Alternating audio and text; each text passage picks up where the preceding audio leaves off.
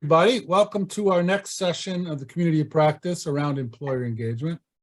And hopefully you're starting to get the feel for this community of practice in that we've now introduced all of the materials that we were planning to provide you as it relates to engaging employers. We talked about doing an initial assessment and using that tool to kind of identify the number and types of employers that you have in fact engaged and what level they're at. And then we've got, as you see up there, around employer development, where we're asking you to kind of work with those particular employers to advance that level of engagement. And so Troy kind of took you through that in terms of the different levels and then how to engage them to increase that level of engagement with those employers. And then the last piece of information was on how to survey them, how to draw out of them what is it that they find beneficial and how that partnership can benefit not only those employer customers, but then how might you engage them in such a way that maybe you can also use that feedback to increase that level of engagement with those particular employers. But it's important in those partnerships that they understand and appreciate what it is that you're trying to do on their behalf. Again, we're trying to take a different approach than hire the handicapped, hire the people with disabilities. We're really trying to emphasize that your services and the people that you're placing provide benefit to these particular employers. And we're hoping that this whole process helps you engage them, increase that engagement, and better communicate how it is that what it is that we do that adds value to these particular employers. So with that in mind, you know, each of these communities of practice is really just an opportunity for you to go out there and engage some of these employers. Ideally, write it up and send it to us and we can give you feedback. But the idea is that between these meetings, we're hoping that you're having some activities and involvement with employers. So today, what we're going to do is kind of do a brief review of the employer engagement and different strategies around that. And then Troy's going to kind of open it up to kind of allow you guys to talk about how is it that what activities might you have engaged in and how is it going? And we want to hear it all. You know, if you've tried some things and it's worked well, obviously we want to know that. If there's some things that haven't worked, let's talk about that as well. And we're hoping that we can kind of give feedback to each other too. So it's a true community. So please feel free to make comments and ask questions and provide input to some of the other folks that are part of this community of practice. So for today, Troy will go through some of these key slides and then go back to that tool, and then he'll facilitate a discussion around employer engagement. And then whatever time is remaining, I'll do the same with the module 3, which is on that surveying employers. And would want to try to check with you guys. Have any of you done any surveys or with employers? What did you learn if you did? So I'll do that after Troy kind of takes you through this module and discussion. So with that, I'll turn it over to Troy. Okay, thanks, Dale. And hello, everyone. Thank you for being here today. I certainly hope that the people on the call today have been with us throughout this series. As you may know, we started this process in basically January of this year, and we had, in essence, 3 deliverables that we wanted to bring to you.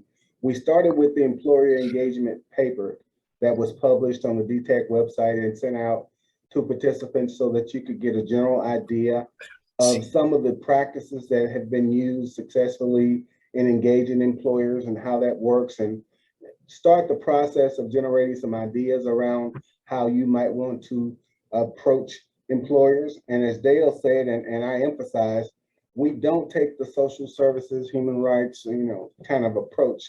We go in with a business discussion, a business model that talks about how we engage and support the employer.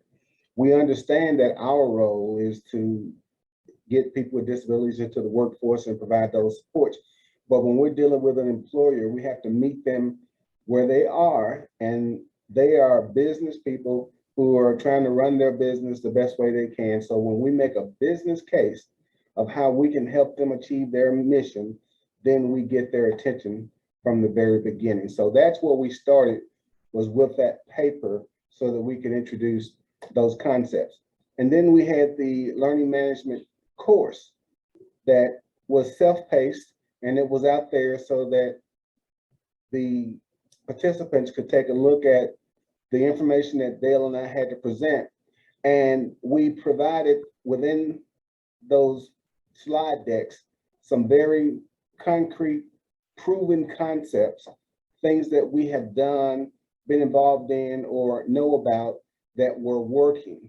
And we included some very real specific examples of employers that we have engaged and things are going well. Of course, we learned some lessons throughout that process and we made some adjustments, and we all understand that that's necessary when you're doing pretty much anything. You have to be flexible, you have to understand what you're doing, you have to be able to, make adjustments that meet the needs of all stakeholders. So that was part of what that course was all about, to give you some examples of the businesses that we've engaged with and kind of how we were able to develop those relationships. So we're going to kind of briefly touch on that in a few minutes.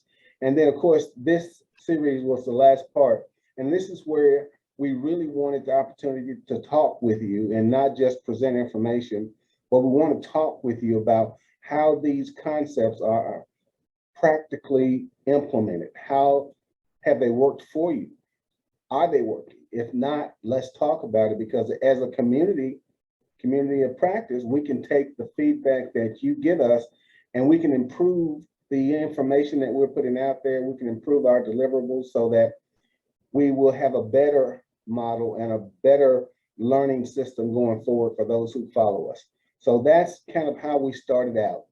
So in terms of module 2, this is where we talked about employers pretty specifically in terms of how we engage them. So I want to quickly run through the presentation that was already given, and we'll spend more of our time talking about the actual tool, the employer engagement tool. And we want to open up the conversation at that point. So please jot down a few notes along the way, because we'd like to hear from everyone ideally. Of course, no pressure if you don't want to do that, but we'd like to hear from everyone in terms of if you had the chance to use the tool. If not, maybe why not? If you used it and successfully, it was a successful venture, great. If there's some adjustments that need to happen to make it a better tool, we want to hear that as well. And just your overall thoughts. So we'll be pretty thick-skinned through this process. So please know that if you have constructive feedback for us, we won't take it, in a way that wouldn't be received well. So obviously, we value you. We all do some version of the same work, and we're trying to get better together. So that's our goal. So with that said, Chairnet, let's move forward. Next slide. So what we talked about were the 5 levels of engagement, and we're going to talk more specifically about that in terms of identifying where an employer might be now and identifying strategies to move the employer along the way so that the engagement is strengthened and the outcomes are better. And that requires some win-win strategies, and we're going to talk a little bit more about that. Next slide. So we talked about new relationships. Usually that starts at a level 1. That's where you engage an employer. You're already working with them, maybe relatively new. And you want to, first of all, solidify where that engagement is at that point. Because even though you have a new relationship, they might be so enthused about working with our population and increasing their bottom line by having the staff they need. They might not start at level 1, but in most cases, new relationships are probably going to be there. I gave an example of a restaurant here in the city where I am in Memphis, that we worked with. And because of that level one engagement, we've had long-term successful relationship with them. And next slide, please. Let's just look at how some of those things came about. That particular relationship was about a job developer who just stopped in for lunch and got hungry and found some opportunities to talk with leaders at that business about how we could work together. Then we go to level two engagement. That's the working relationship. And we're talking then that you advance. So ideally, if you started with a level one engagement with a particular employer and you're able to move them to level two. So one of the things that we talked about is that not all movement will be incremental in terms of 1, 2, 3, 4, 5. You might find an employer that's so enthused, they want to do more and engage more. And, you know, there are a lot of opportunities for them to work with us. So if an organization is at level one and there's opportunity for them to move, that's great. But it doesn't necessarily mean they only move to level two. So just keep that in mind. Next slide, please. So level three, stronger working relationships. That's very important. Okay, so by the time you hit level three engagement with an employer, you're probably pretty well in the door, so to speak. Everybody's working well together. You've been able to validate what you have to offer and how you can help the employer move forward in their mission. You have people working there and things are going well. So by the time you hit level three, you should be entering some of the really sweet territory around how you engage that employer and what they're willing to do to partner with you, because we're not just looking for them to hire people with disabilities. We are ultimately looking for them to become advocates for hiring people with disabilities, to become advocates probably for your organization because you have delivered and you met the expectation or the promise that you gave them, that you're actually bringing in good candidates who can do the work, and they're able to move forward with their mission. So if you're making them look good and they're happy with what we've done and the partnerships we've had and the workers they've hired, then by the time you're at level three, you have a really good, strong working relationship with them. And I gave an example about a company here that started with one person working for them. And right now we have about a dozen, and they manage all of the major sports facilities in the city. And we have 3 or 4 big, arenas and baseball stadiums and all that, parks and stadiums.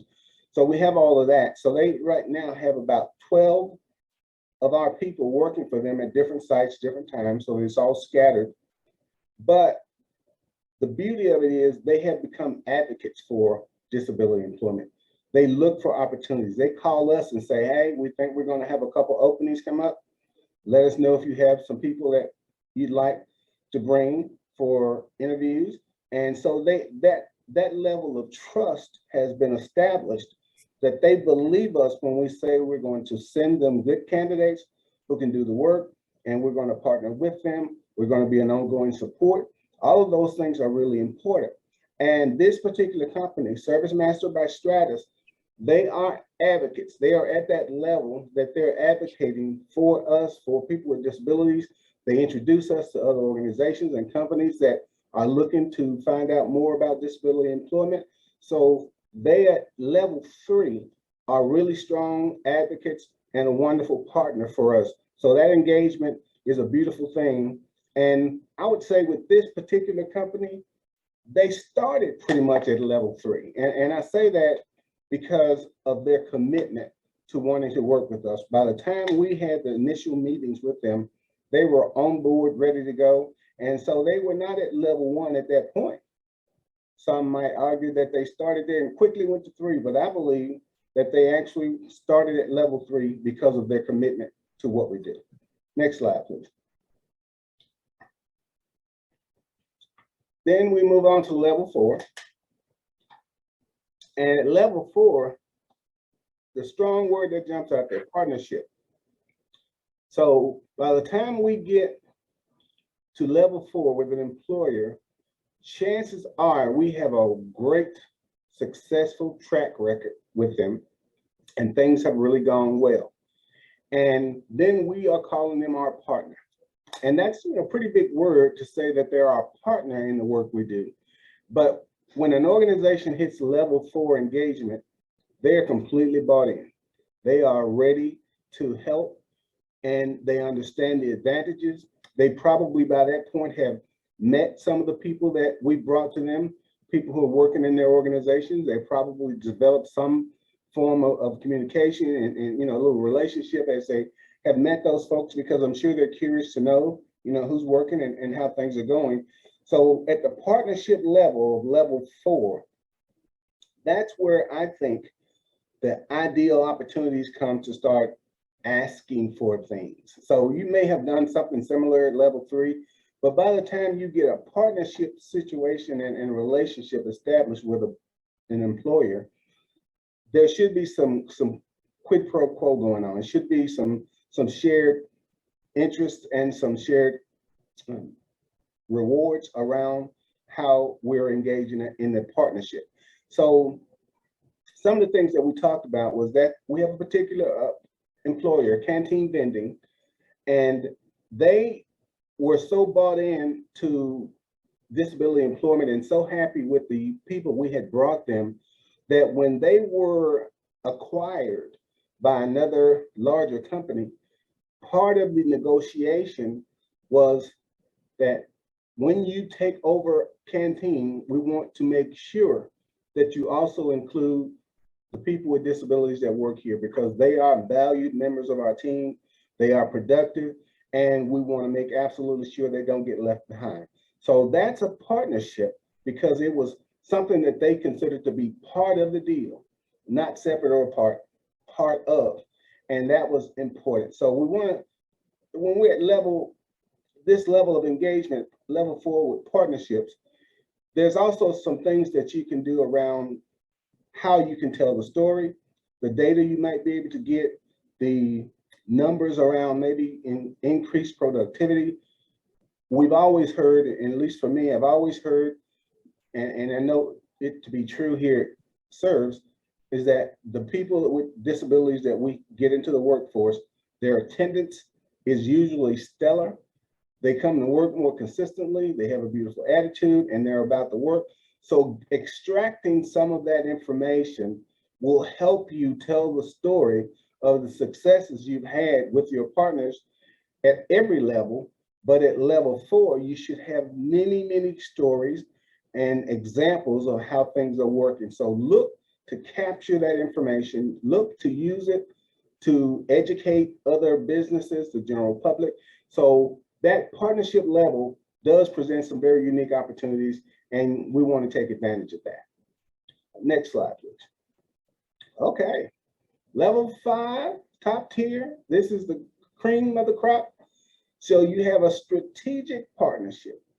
And the emphasis here is, of course, we want partners, but strategic partnership would suggest that now you are coming up with some very specific strategies with the employer at the table about how do you move forward in your mission? How can they help you move forward in the mission? And understanding that it is all about developing some specific steps that you'd like to take using their name. I think that's important, that we might want to just pause and think about that for a minute, because if an organization lends you their name and says you can go out and tell people about the great things that are happening here at XYZ business, that's huge. That's huge, because that is at the partnership level, and the strategies are that you're going to use their name and the successes that have occurred within that particular employer's business and use those examples to talk to others. And these could be in something we refer to as warm handoffs, meaning it carries more weight with an employer if you go to them for the first time and you say that you're working with another employer that does similar work, or it's in the same area or the general industry. So when you're able to use their name and go to them, the new employer, and say, I'm in a partnership with XYZ business, we have a wonderful, successful track record with them, and I'd like an opportunity to talk to you about disability employment and how we can further your mission. I always kind of come back to how are you going to use the things discussed, the tools that you have, how are you going to use that to help the next business, and how do you get solidified at the level 5 top tier engagement for strategic partnership. So Zaxby's is one example of that. Is not only are they strategic partners with us, but because of the relationship they've had with SERVS and the positive experiences they're having with people with disabilities working for them, and we have folks in Memphis at a lot of different Zaxby's locations, because of that, it has prompted them to adjust their policies to ensure that all Zaxby's locations are inclusive and that they are diverse, and they are looking for opportunities to include people with disabilities. And that top tier, I agree. I just have to say, when you're getting that kind of support from a large business, you are at the top of the ladder when it comes to engagement. So that's what we talk about, and that's what we mean when we say level 5 strategic partnership. Next slide, please. Okay, so here's the tool. The employer engagement worksheet. And this is where I want to spend the last of my primary time, because I want to just go back over this. So Chairman, were you able to get the standalone and blow that up so we can all see it?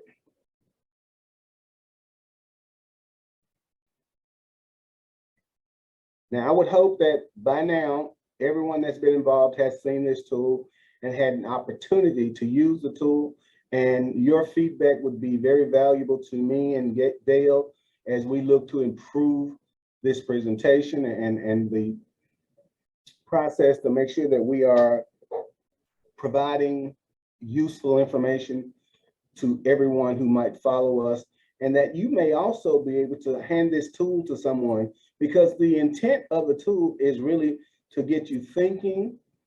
There's nothing magic about the document itself. The whole idea is that you want to start thinking about how to engage employers. You want to look at some of the specific items on the tool, the descriptors that give you an idea of what engagement at that level should look like. And the key notes, meaning to take some of the things you want to discuss so that you can all end up with a good understanding, and you can clearly identify where an employer might be within the 5 levels. So that's very important. And again, this was just a tool to be used. And I've gotten a couple back of people who actually used it, and some had more than others. Some people said that businesses were at level 1 and they were seeking ideas about how to move that business, that employer, from level 1 to 2, 3, 4, and so forth. And we had others that presented some completed tools, and they had businesses in different levels, different categories. So we understand that there's some variation, but the idea is no matter where the employer is currently, you're looking to move them to the next level. If you have someone who starts out at level 4, level 5, you're doing really, really great, and you should expect some great things to come from that. But new relationships, typically you're going to start somewhere around 1 or 2. And you're going to use those descriptors to just give you an idea of what that relationship looks like, how it might appear. And then some of the key notes in terms of how you might want to prepare yourself as you engage those employers and consider moving them from one level to the other. And also, I'll say that there are times when the goal might be to really solidify them at the level where you think they are. You want to verify that they are where you think they are, because it could be some miscommunication. So before you seek to advance and engage, advance an employer and have a different level of engagement, make sure you're secure in terms of where they are right now. So this is the tool that we introduced. And I want to pause right here and get some direct feedback, please. Again, if you're not comfortable, I understand, but we hope that everyone will just tell us some basic things around, did you find the tool useful? did you use it? If not, maybe why not? And if you have some recommendations around changes to that tool, please let us know. I'll be making notes because we really want that feedback. The whole idea of community of practice is that we learn from each other and that we can grow. So these tools can expand and be improved upon. Your feedback will definitely be valuable in that. So I want to do that right now. Let's pause. Let's see if we can get some people to unmute yourselves and just give us your feedback on the tool, if you use it, how you use it, and if you have challenges or recommendations around how we could do it differently. So please, let's do that. We'll take maybe 10 minutes at the most. So let's see if we can do that now. Yeah, and then Trinidad, if you could go ahead, just take the tool down and then we'll just have the folks up on the screen. Yeah, great. Thank you. Okay, so volunteers, we have any courageous souls out there that want to start us off? I'll go. This is Izzy Bullock with the Ann Arbor Center for Independent Living. I think we found the tool useful to kind of get a baseline to know where we're at. I think there were a lot of relationships that we weren't even thinking about beforehand. So knowing where we stand and where we need to go with our relationships moving forward, I think that tool is helpful for that. Wonderful, wonderful. Right. Any recommendations maybe on what the tool could look like differently or do differently for you? Maybe give tips of how to move to those next steps. I think it's easy to identify where we stand, but something being challenging of where to go to next to move to the next level with that business. Yeah, so Izzy, do you have a specific situation like that where you have an employer and you have an interest in taking them to the next level?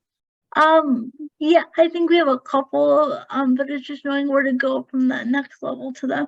We have an employer within our area who just moved into our area recently, and we did a tour with them at the beginning of this year, but like knowing how to move them to the next level and which area to focus on.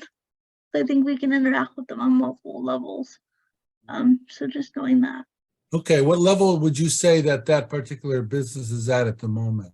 Very introductory, level 1. Like I said, we did a tour with Walker Corporation. We did a tour and they're very interested in engaging with us, but knowing what would the appropriate to engage moving forward. Okay. Yeah, well, that's great feedback, and we're glad to know, first of all, that you use it and that we have an opportunity here to maybe come up with some tips and strategies around how to gently nudge an employer to the next level, because obviously you want to make sure you have a solid relationship where you are, and then you want to make sure they're comfortable moving to the next level. So I can understand that needs to be handled very tactfully, and certainly we'll look to incorporate some strategies around that so that when you use the tool and you're solidified in one level with an employer, that you have some reference and information in terms of how to help you engage them and move them to the next level. So that's very good feedback. Thank you so much for that. Thank you. And then Troy, do you want to kind of hear from others first, or do you want to circle back for Izzy to talk a little bit about how maybe she can get to those next levels, or how do you want to handle that? Well, we have Izzy already here unmuted and talking to us. So yeah, I agree. That's a great strategy. Let's see what we can think about that a little bit and come up with some ideas. So this is an open discussion. So it's not just, Izzy and I. Anyone that has thoughts, please unmute it and just jump right in. Yeah, maybe some of the other folks, if you have a question for Izzy about her situation with the company, I think you referred to it as Walker. Yeah, it's Walker Corporation. They're a chemical plant. They actually reached out to us initially to find out more about what we did, and then myself, our director, and another staff member, when we did a tour, we learned about them and just had a brief conversation, and we have sent a couple resumes to their HR for a couple people that were connected to us for employment. They ended up not being placed, but it's just a very beginning of a relationship with that. Yeah, that was going to be my question: is did you have anybody who you felt was qualified to work there? We did.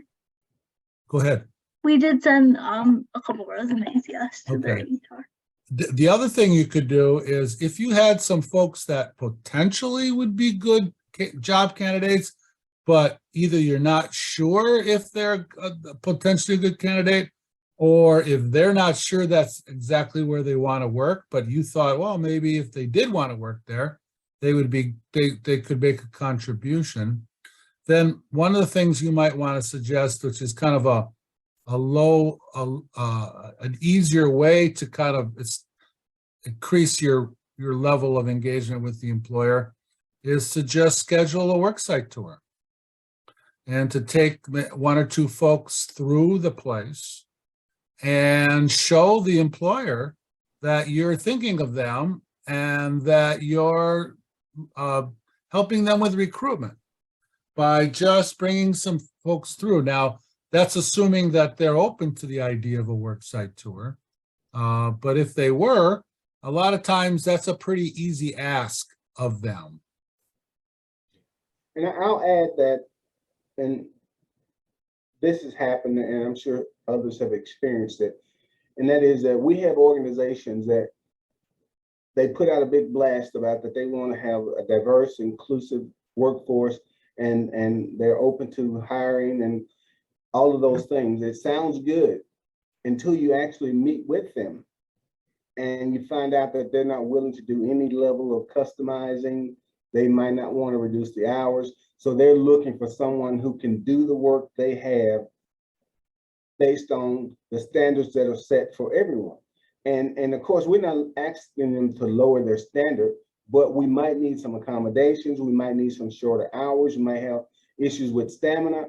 So sometimes those organizations, they like to put that message out, but when it comes to putting it into practice and being open to some of the things that might be necessary, then you run into the resistance, and then it has to go to all these different levels for approval. The larger organizations, you know, are more difficult to penetrate. So I say all that to say this: hopefully the organization is sincere about wanting to hire people with disabilities and understanding that it might not happen if they don't make some adjustments. And Yeah. we can't ask for, you know, them to make adjustments that impact their business, but some level of accommodation and consideration should be considered. So hopefully you can establish early on that they're open to doing that. You make a good point. Thank you for sharing that. Absolutely. Yeah, thank you, Izzy, for being brave enough to start us off. And that was a great example.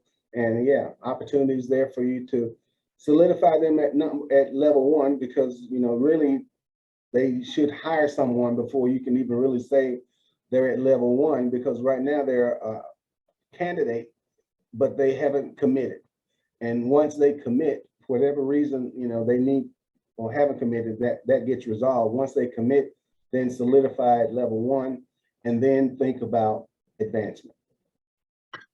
The other thing I thought of was to find out from them if they'd be interested or willing to consider a work experience.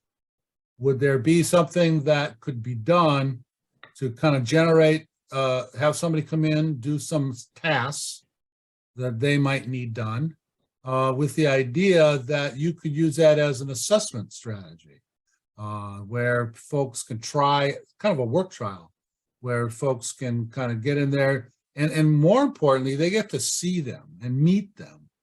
And then a lot of times that kind of what Troy was talking about kind of breaks the ice around that, because they want everybody to go through the same process everybody else does, which is apply, go through the interview process. But for a lot of our folks, that's not a good strategy for them to get a job there. What's a better strategy is to get to know them a little better, let them meet these folks before they have to even make a decision about hiring them. And then ideally, like the idea of doing a work experience, and it doesn't even have to be a paid one if in fact the employer is okay with that. But they could come in, try something out, but they get to meet them, and they get to meet the folks at the business. And sometimes that changes things, because then you can introduce the idea that Troy is talking about in terms of some more flexible job or an accommodation related to the job.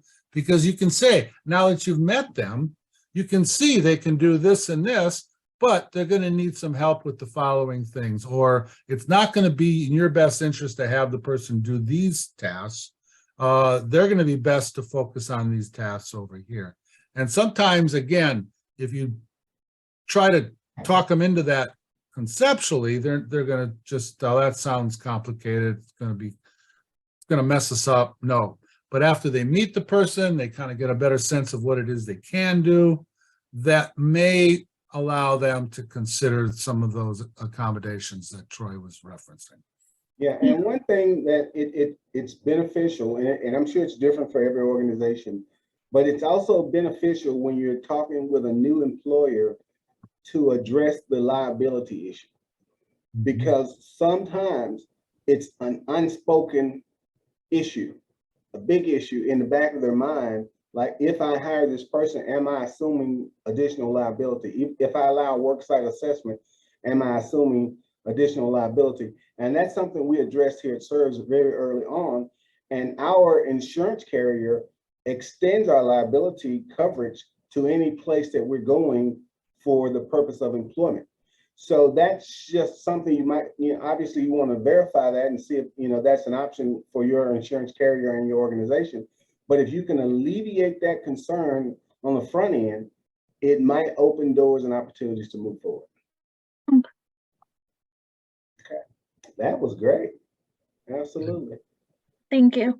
Yes, well, thank you. And we're moving on to the next eager volunteer to tell us about their experience using the tool.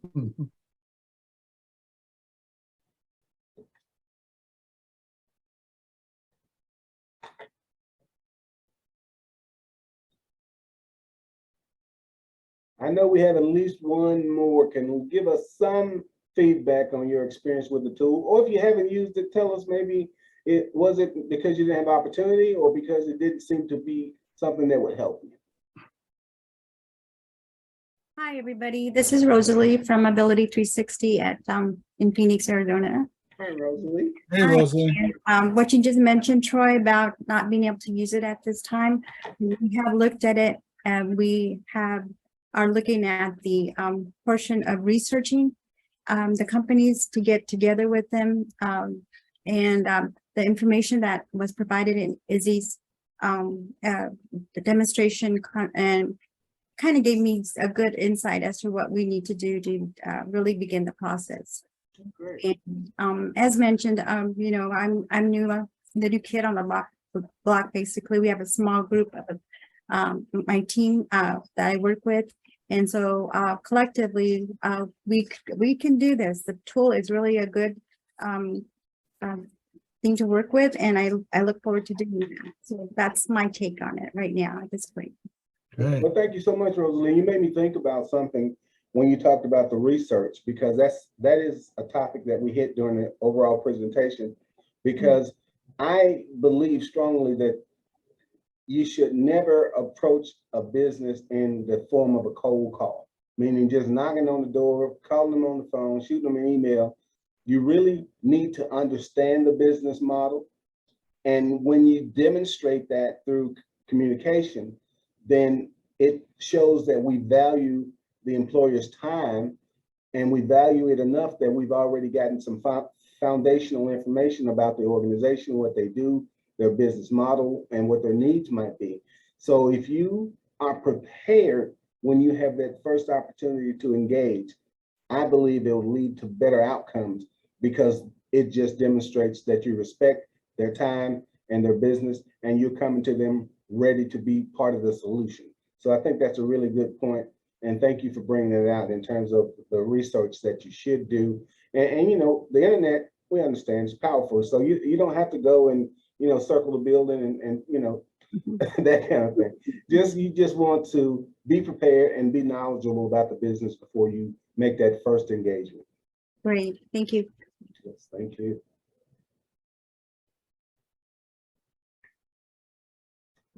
All right, so Rosalie was very brave also. So we have two. Do we have a third?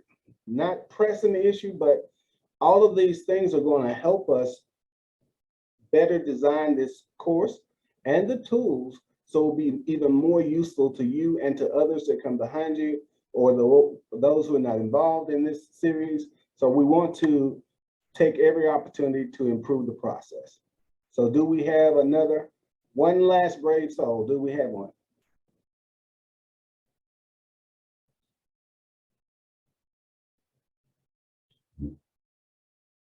They say sometimes silence just means that people are thinking. So we're not going to let the silence deter us. So one last brave soul.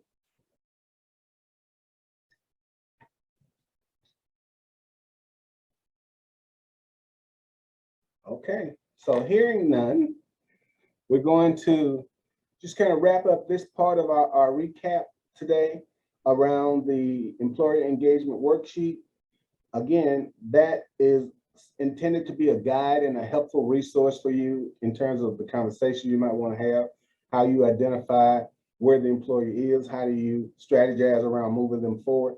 And we want this to be a useful tool for you going forward. So I'll make some adjustments. I have notes, and we'll continue to learn and grow. So the next time you see the tool, it may have morphed into something more useful, we hope, but that's definitely the goal. So thank you both for the information you shared, Izzy and Rosalie. Thank you so much for sharing that with us, and it's valuable feedback that we can use going forward. So with that said, I'm still offering my availability. If you have questions around this series and engaging an employer, my email address is available. Please reach out to me. I want to help because I always said that anytime a person with a disability goes to work, whether it's from my organization, in my city, or in a different state, it's a win for all of us. So that's truly the way we approach it here at SERVS and with DTAC. So we want this to be an ongoing partnership, and I want to be an ongoing resource. So with that, thank you very much for your time and attention. And we're going to shift over to Dale, and he's going to do some recaps around the survey. And Dale, the floor is yours. All right, thanks, Troy. Yeah, and I'll put my email address in the chat box as well. You should have it through DTAC, but if for some reason you don't, we'll put it there. And I just also want to reiterate that both Troy and I want to be resources to you. And we understand a lot of you are kind of new at kind of trying to do this, and maybe you signed on to this because you said, I want to engage employers, but haven't been doing so up till now. And so if you are starting, just getting started with this, the timing, it's always a problem when you do these communities of practice. We have this window that we have to work with you. And that window might not align real well with when you have the time and ability to kind of go out there and engage those employers. But go ahead and please consider us. Keep our email addresses. You have questions after the community of practice ends. We love talking about employers. We have a lot of experience doing so. And so we'd love to be a resource to you. That could be get on a Zoom call with you or email back and forth. However we can assist, let us know. Okay, so with that, Chairman, I'm going to ask you to put up the slide for the third module, which is on surveying employers. Dale, can I add something really quickly before you? Sure, please do. I want to say that through this process, we have identified one provider in Missouri that was just getting started with employment, and they reached out to Dale and I and said, we need some information. We want, to understand this better and be able to move forward. And because of that, we were able to get them some direct technical assistance through DTAC. So please know that there are some opportunities for us to work with you on a one-to-one basis if needed. So if you see that as something that would benefit you, just know that that option is out there, and we can definitely approach Amy and DTAC about doing some of that. So that's it. Thank you, Dale. Yeah, thanks, Troy. Yeah, so, this one is titled Evaluating Economic Impact and Benefits of Your Employment Program. So if you really want if you want a easy to remember takeaway from this project, it's that if you want a partnership with employers, demonstrate that working with you has a positive impact and benefit to their business. If you do that, they'll want to continue to work with you. And so, and as Troy referenced earlier, a lot of the employers don't even think of us in that regard. They see us as, well, I'm going to work with a community organization. I'm going to help people with disabilities. I am going to be, if I'm even going to consider this, I'm going to consider it because I want to be a good community citizen. I want to kind of open my doors to people in my community who are disadvantaged. And really what we're truly trying to get across here is these folks can do the job. They aren't disadvantaged. They have, when given the opportunity, they can take full advantage of that opportunity and contribute in a very effective and meaningful way. And so we really have to change that mindset that these employers have, and offering them information about the impact and benefits to them to working with us is really, I think, a good way to establish a partnership or to grow that partnership. Okay, next slide. And Chernan, I'm just going to do a few of these slides, so I'm not going to go through all this. So next slide from here.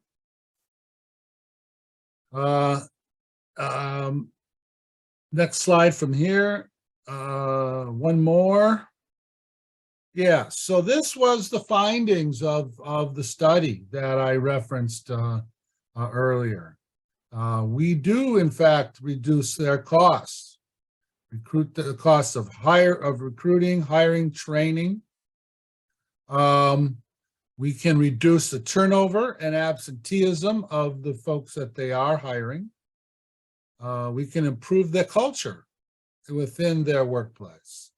And that's what we have found, is that a more diverse workforce is one that really has more to offer the business and the customers of that business. Different perspectives, different ways of thinking. What we've learned from the employers that have hired people with disabilities, particularly ones with cognitive or communication-related challenges, is that overall communication within the workforce improves, because that level of communication needs to increase when it comes to the person or persons with a disability. Opportunities to expand those placements, that's the main, I think, motivation for you all, is that by establishing these relationships and maintaining them, you can get multiple placements over time, and you can use those employer sites in multiple ways. It isn't always about the placement. And so for that Walker chemical company that Izzy is talking about, they have ongoing labor needs and ongoing opportunities. And they were pretty quick to do is to shuffle you into have the person apply for this job just like everybody else. And what we need to do is make it clear to a company like Walker that, in fact, we have other services that can be of benefit to them. I mentioned that, the worksite tour, a job shadow, a work experience, an internship. All those things kind of help you go around that apply online, go through the same interview process as everybody else. Because if our folks could do that, then a lot of times they wouldn't be really needing our services at all. And so really, we have to kind of have that level of relationship with the employers that allows us to flex how they hire, but do so in ways that they get more and different kinds of services out of us as part of this, and that those services, in fact, benefit the businesses. The other thing we've learned from the study is once these folks are in and they get to understand better about their potential, and they're less concerned about that issue of liability or risk associated with the hire because this person is working out, then they're more likely to follow that up with another placement. Or if they place somebody and it was in a traditional posted job description, perhaps, and that worked out, it's then that they might be a little bit more open to some flexibility, that an idea of negotiating with the employer around something that will be more customized in terms of the type of tasks that they would do for the employer. That may in fact be another way that you could advance other opportunities. And then ultimately, when we put the right people in the right spots, especially when we're offering kind of a more of a customized type of job, we see an increase in productivity. And when that happens, they're producing more and serving more product or serving more customers with the same level of investment in their workforce. And that, in fact, is a bottom line benefit to these businesses for which your services could play a role. So it's important for you to understand these things because these are the sorts of things that we're hoping that you would be looking for when you would conduct a survey with a particular business. Next slide.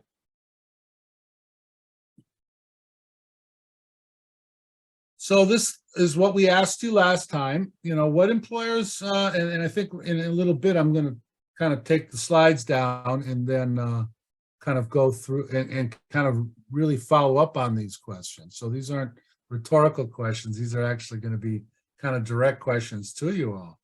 Are there some employers that you felt you've had some impact or your service has been beneficial?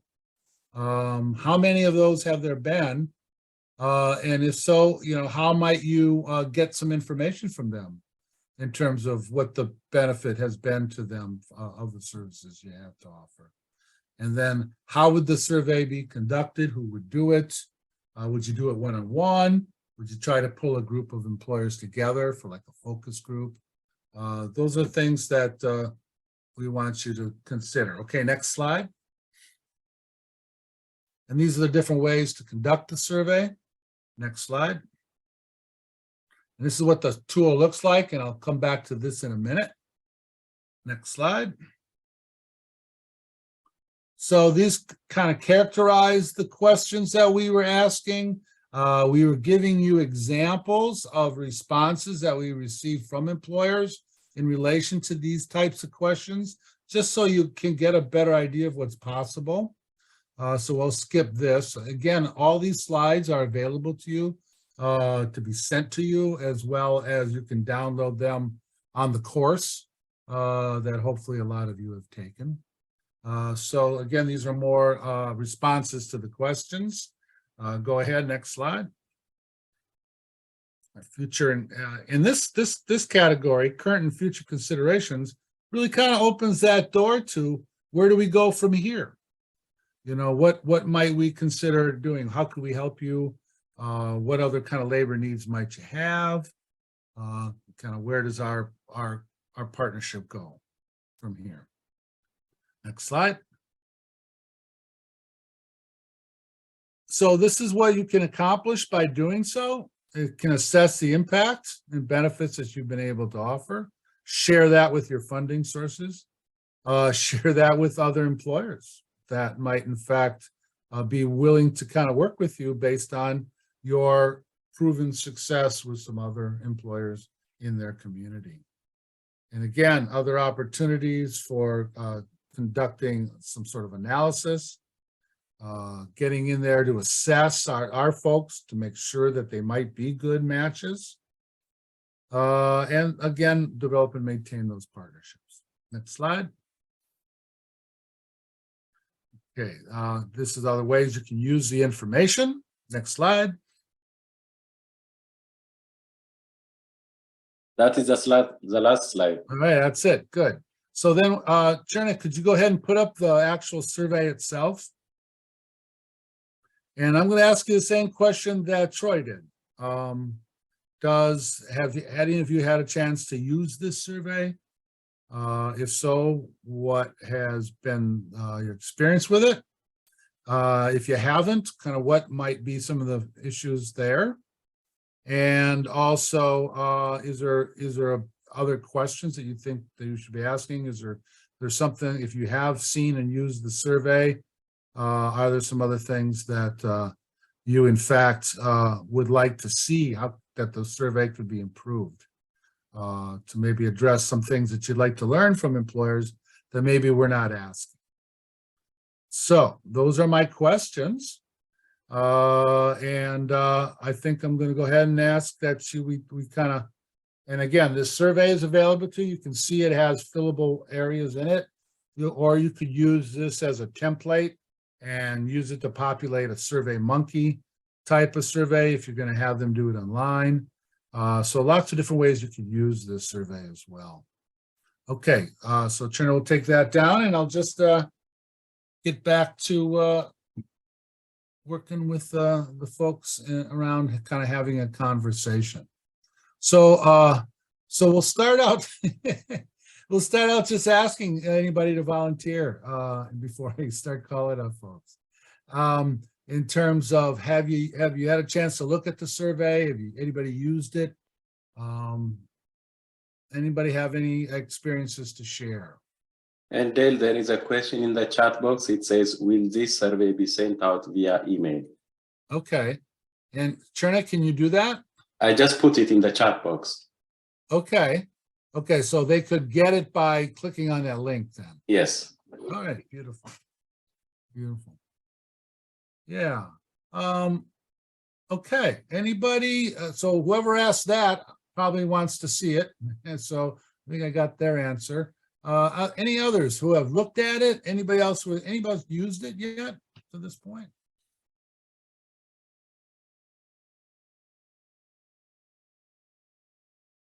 Okay. Now the other thing that we didn't do. Oh, Elliot says the link didn't work for them. Any suggestions there, Chairman? Yeah, I will fix it, and if not, I will send it via email. I will fix and put it again. Okay. Good. Okay. So we also didn't have a chance to really do an introduction right at the very beginning, and so this might be a chance really to kind of do two things: kind of let you introduce yourself, but also maybe just answer my general question. Have you had a chance to use or look at the survey? Any feedback on that? And if that answer is no, maybe just answer the question, are there some employers that you think you would be able to conduct a survey with that might qualify for, they're at a point where they can in fact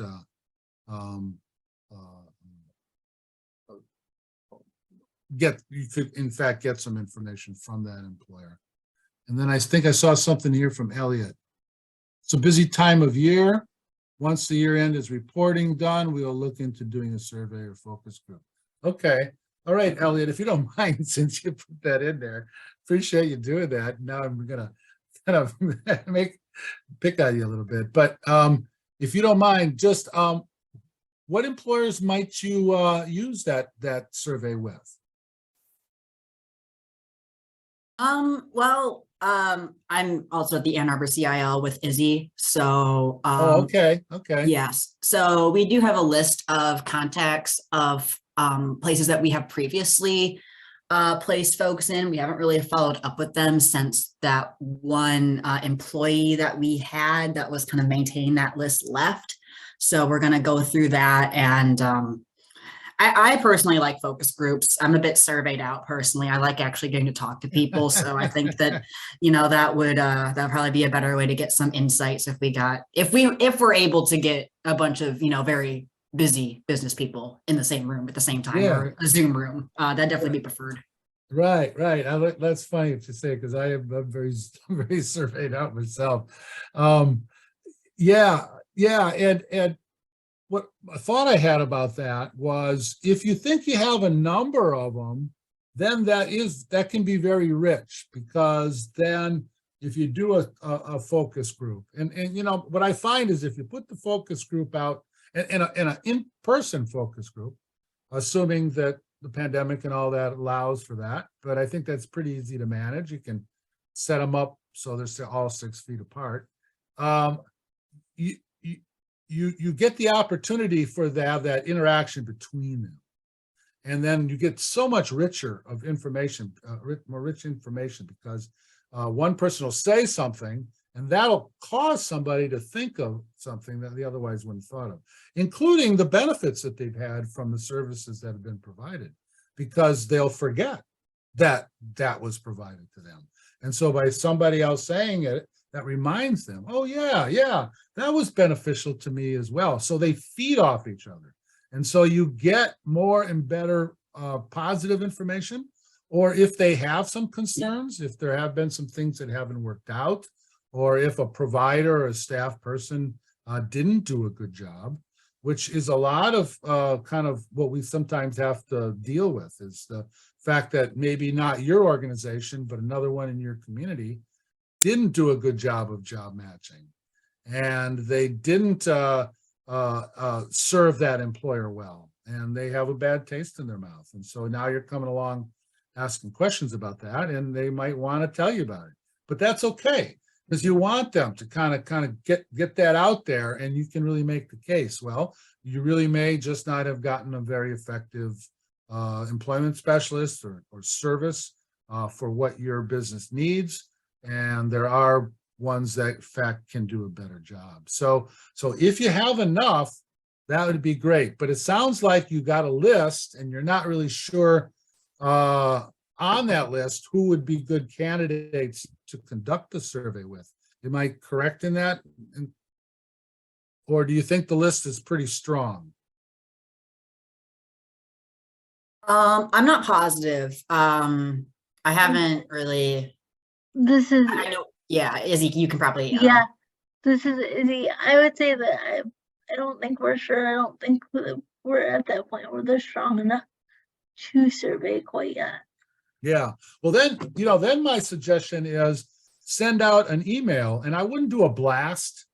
I would make them individual to kind of be more, hi, my name is Izzy, or my name is Elliot. I have your name as an organization that has received services from an employment program or has hired a person with a disability. And we're interested in learning more. Did you have a positive experience with either a person hiring a person with a disability, an employee with a disability, or with the services that you had to offer? And if you did that for the folks on your list on a kind of one-on-one, because if you did a group, then they may be hesitant to say something. But if you just did it one-on-one and said, how did it go for you? What you'll get is what you'll get. But then based on that, you can then make a better decision as to how many you have, and then and what the best mechanism might be to conduct that, to get that information from them. But I think having that list, that is valuable. That and the fact that you have it really does give you a leg up. And what I find is, like, that's when I start to work with an organization, that's the first thing I ask for. Do you have a list? Do you even know who your employers are that are past customers of your service?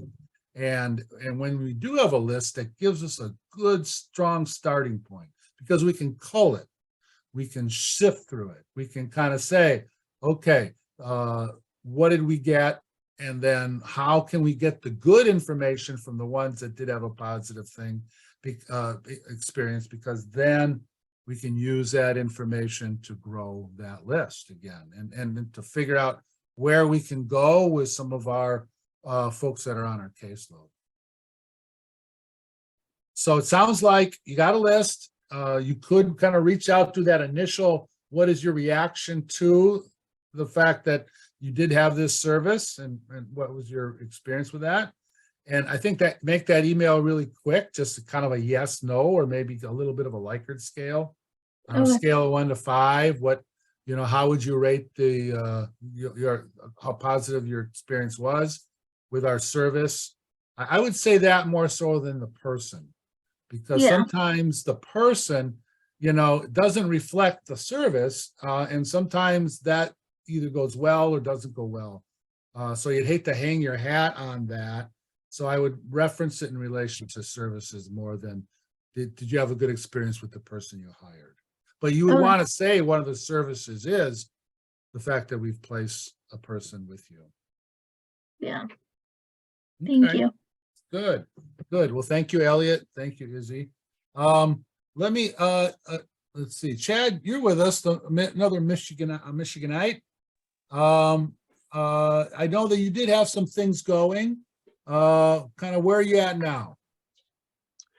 Well, I am still overseeing primarily our steel building crews, Oh, but my okay. supervisor, David Nagy, he's actually on vacation this week, so he couldn't be here today.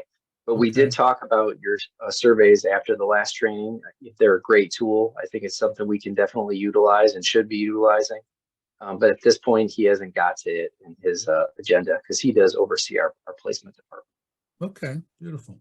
Yeah, and now with where we are in the calendar year, now's a good time to kind of plan and prepare. Yep. And then, after the first of the year, everybody kind of has a kind of a fresh look on their jobs and the year ahead. And that would be a good time to kind of consider launching something like that. So Yeah, it's been good. a lot of great information. Thank you. Yeah, sure. And if we can be of any assistance, like I know it'll be after the community of practice ends, but anything we can do to assist you, you just let us know. Well, I'll pass that on to him. Thank you. All right, good, thanks. All right, let me see, just anybody else, April, anything you want to kind of add just in terms of where you're at with employer engagement? Well, I haven't honestly been able to, there's other things that I'm working on. So I haven't focused too much on employer engagement lately. Okay, fair enough. But then you have these resources and information, and hopefully that'll help you when you can circle back to this. Yes, sir. All right, good, good. Let's see, Rosalie? Yes. Same question. Well, yeah, Lisa Purdy is my program manager and she handles the intakes and assessments. And I would definitely give her this tool, show her this tool, explain to her what we did today. She wasn't able to attend, but it looks, something that we may be able to use. I would have to get her opinion as well, but yeah, thank you for the information. Sure, because it sounds like that's not necessarily in your job, what you do, and it might be more in hers. Is that kind of what I'm hearing? Yes, that would be exactly correct. Okay, good. All right, fair enough. And then I'm not sure in the first name, but I see JG, which is fun to say, JG. I like that. Anything you want to add? Maybe not. Armand, anything that you want to add just in terms of participation in the project?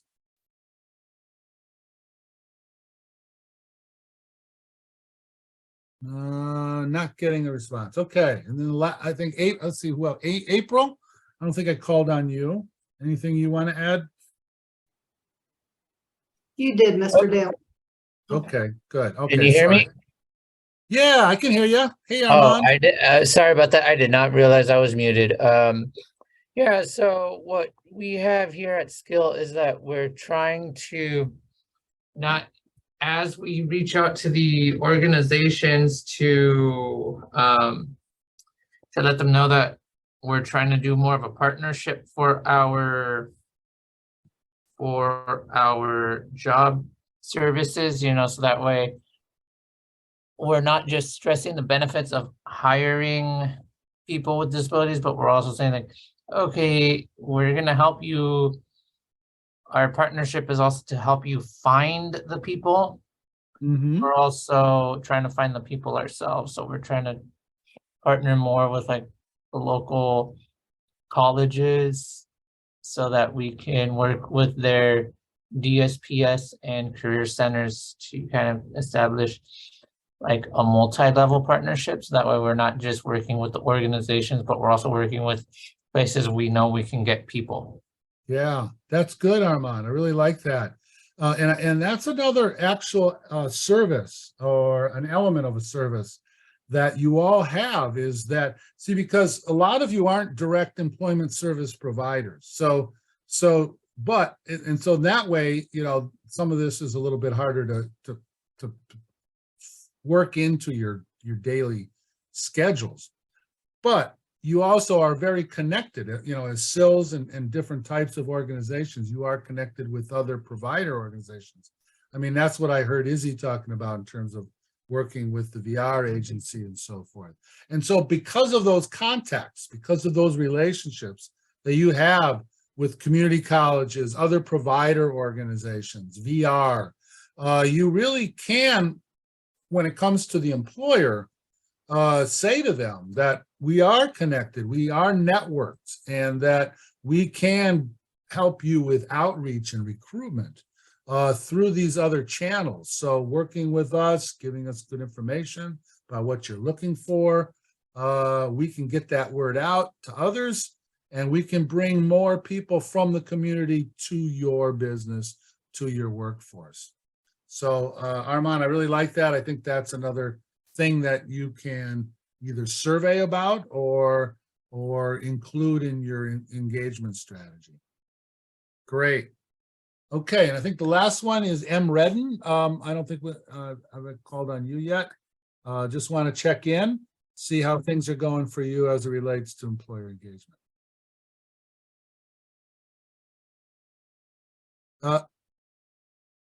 Still on mute. Hi. Hello. We haven't really used that, but then I looked at the survey and I think that we could ask the people here who are disabled what they thought about the whole like hiring process. And I think we can incorporate that to our company. Okay. Okay. Fair enough. All right. Thank you. All right. I think that's everybody on my screen. I've got 1/4 after. We still have a few minutes left. Any questions? I'm assuming not, because I called on you. I probably would have asked it when I did. But if there is, let me know. Jump in anytime. I noticed Amy Gonzalez has joined us. She's the one who kind of put this whole project together, kind of the mastermind, if you will. And Amy, I just want to kind of give you a chance to kind of, if you want, just talk about the project, talk about DTAC a little bit.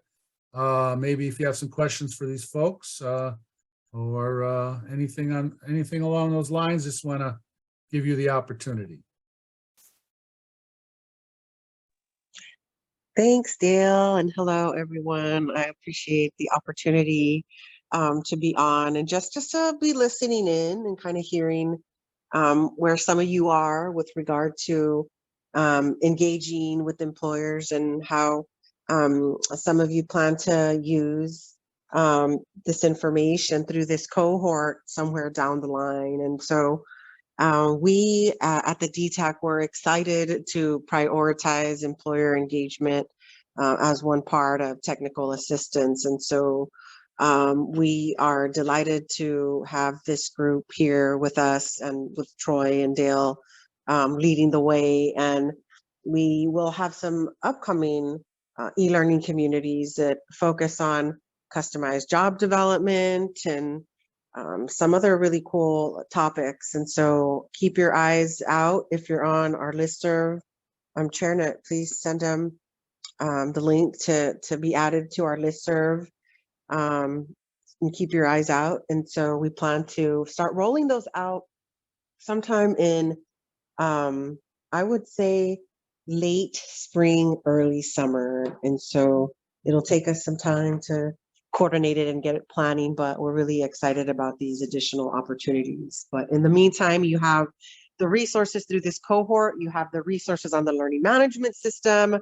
Chairnet, please add those links to the chat. And then you also have that wonderful resource that these guys worked on to help you through your journey with engaging with employers. So Thanks, Dale, for giving me the opportunity just to chime in, and I'll hand it over back to you.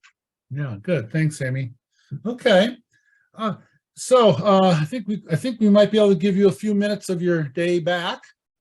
Unless there's any other questions or comments that you have. Let's see, I think,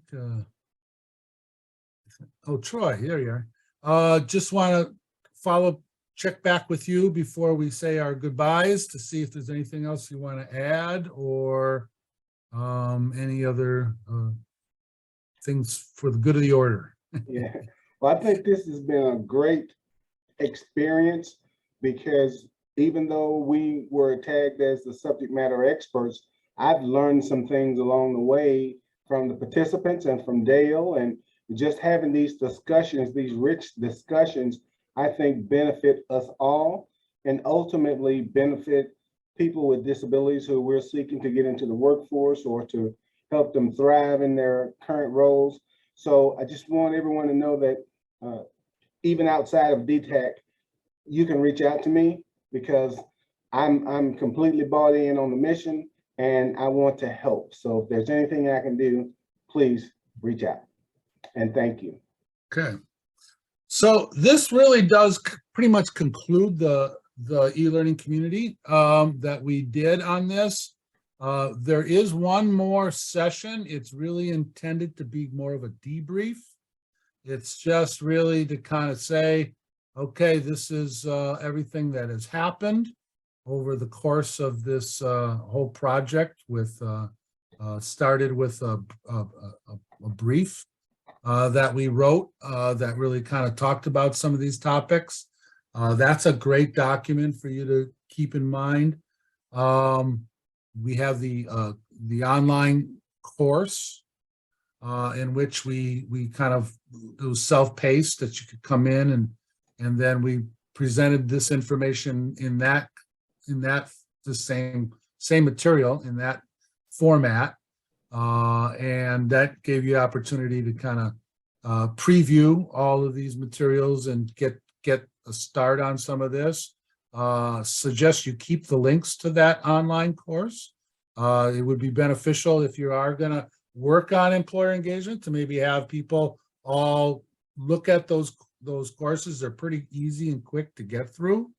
And then that would kind of give you all some common strategies and language to use as you move forward with employer engagement, assuming you're going to work across several people or a team of people. And then, of course, there's what we're getting out of the community, the e-learning community that we have now. So what we're going to do is we're just on the last one. That one's going to be more for you to give us information. We're going to go through each of these products, and we're going to just ask you to give us feedback. And it's along those same lines of how can we make this better. And then we like to kind of finish on the 21st, kind of finish up with what are some of the issues. I mean, some of you talked about it's not necessarily a direct part of your job, but even though you see this as an important topic, for some of the others, it's the time to do something like this. So we're just going to want to get a better sense of how does employer engagement relate or fit in to what it is you do, what it is your organization does. And so we're just kind of have kind of a feedback session on what we've all done over this long period of time, along with kind of just an assessment of what are the issues around employer engagement. What do people with disabilities face? What do the providers of employment services, what do they face as it relates to trying to get this other really important customer of employment services to really be engaged and a strong partner with us and with the services we have to offer. So I'm going to ask that you all consider coming back for that last session on the 21st at the same time.